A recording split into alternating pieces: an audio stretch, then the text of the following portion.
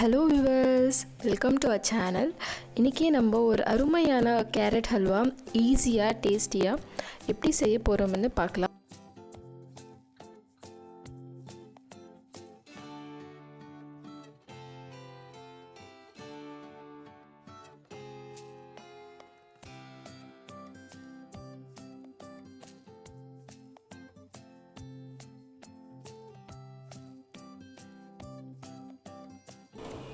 வாங்க, அதுக்கு முன்னாடி என்னெல்லாம் இன்க்ரீடியன்ட்ஸ் இருக்குன்னு பார்த்துக்கலாம்.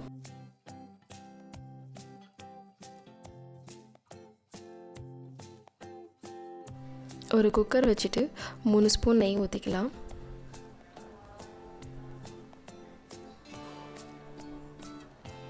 அதில் ஒரு 4 கப் துருவிய கேரட்ஸ் போட்டுக்கலாம்.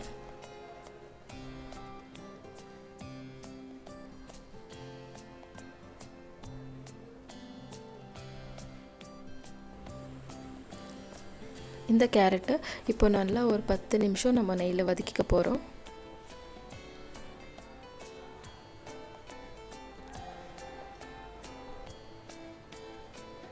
இப்போது ஒரு 2 கப் பால் ஊற்றிக்கலாம். நல்லா திக்காக இருக்கிற பால் ஊற்றிக்கோங்க.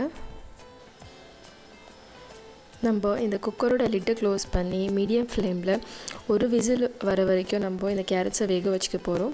இந்த மாதிரி வேக வைக்கும்போது கேரட்ஸ் நல்லா மில்கோட பிளெண்ட் ஆகி நல்லா சாஃப்டாக வெந்திருக்கும்.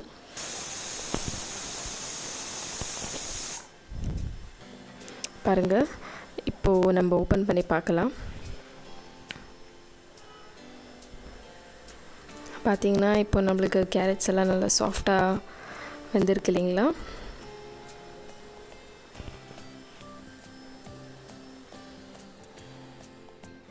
நெக்ஸ்ட்டு நம்ம ஒரு பேனை வச்சுட்டு அதில் ஒரு 2 ஸ்பூன் நெய் ஊற்றிக்கலாம். இப்போது நம்ம ஒரு 8லேருந்து 10 முந்திரியை போட்டு வதக்க போகிறோம்.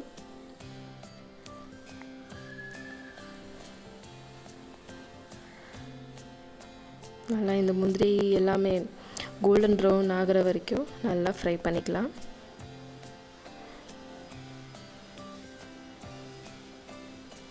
ஸோ இப்போ நம்மளுக்கு இந்த கேஷ்யூஸ் எல்லாம் நல்லா ஃப்ரையாக இருக்குது. எடுத்து வச்சுக்கலாம் இதெல்லாம் செப்பரேட்டாக. ஸோ அதே பேனில் நம்ம இப்போ குக்கரில் வேக வச்சுருக்குறோம் இல்லைங்களா, அந்த கேரட்ஸ் எல்லாத்தையும் ட்ரான்ஸ்ஃபர் பண்ணிக்கலாம்.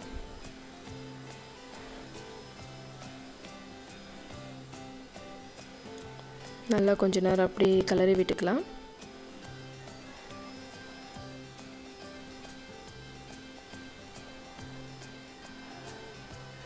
பாருங்கள், கொஞ்சம் மில்கெல்லாம் ட்ரெயின் ஆன மாதிரி இருக்கு இல்லைங்களா?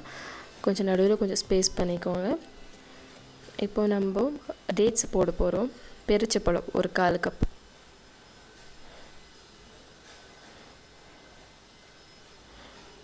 போட்டு நல்லா மிக்ஸ் பண்ணிக்கோங்க. ஒரு 10 நிமிஷம் நம்ம லிட் க்ளோஸ் பண்ணி இதை கம்ப்ளீட்டாக வேக வைக்கலாம் மீடியம் ஃப்ளேமில். பாருங்கள், 10 நிமிஷத்துக்கு அப்புறம் நான் இதை ஓப்பன் பண்ணுறேன். பேரிச்சப்பழம்லாம் நல்லா வெந்திருக்கிற மாதிரி தெரியுது.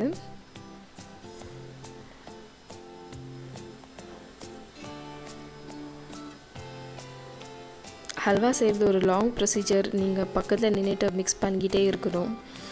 ஸோ இப்போ நம்ம சுகர் ஒரு 3/4 கப்பு சுகர் ஆட் பண்ணிக்கலாம்.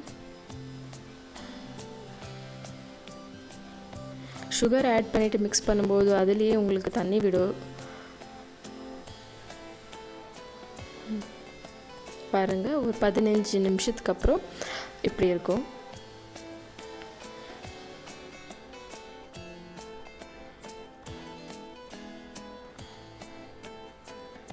ஸோ இதே பதத்தில் நம்ம ஸ்வீட் கோவா, எனக்கு ப்ளெயின் கோவா கிடைக்கல, அதனால ஒரு ஸ்வீட் கோவா 1/4 கப்பு சேர்த்துக்கிறேன்.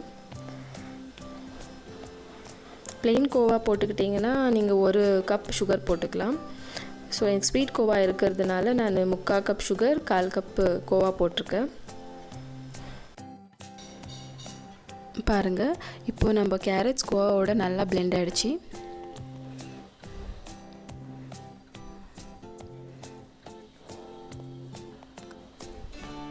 ஸோ இது ஆல்மோஸ்ட் ஃபினிஷிங் ஸ்டேஜில் வந்துடுச்சு. இப்போ நம்ம ஏலக்காய் பவுடர் ஒரு 1/4 டீஸ்பூன் போட்டுக்கலாம்.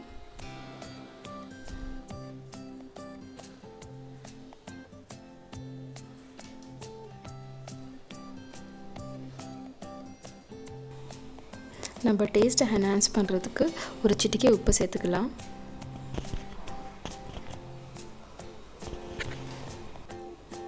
இப்போது நம்ம ஹல்வா ஆல்மோஸ்ட் ரெடி ஆகிட்டுருக்கு.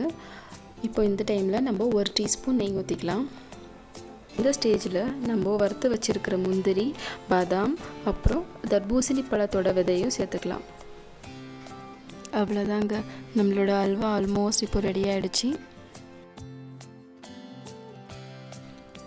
நீங்களும் இந்த டிஷ்ஷை வீட்டில் ட்ரை பண்ணிவிட்டு உங்கள் கமெண்ட்ஸ் என்னன்ட்டு சொல்லுங்கள்.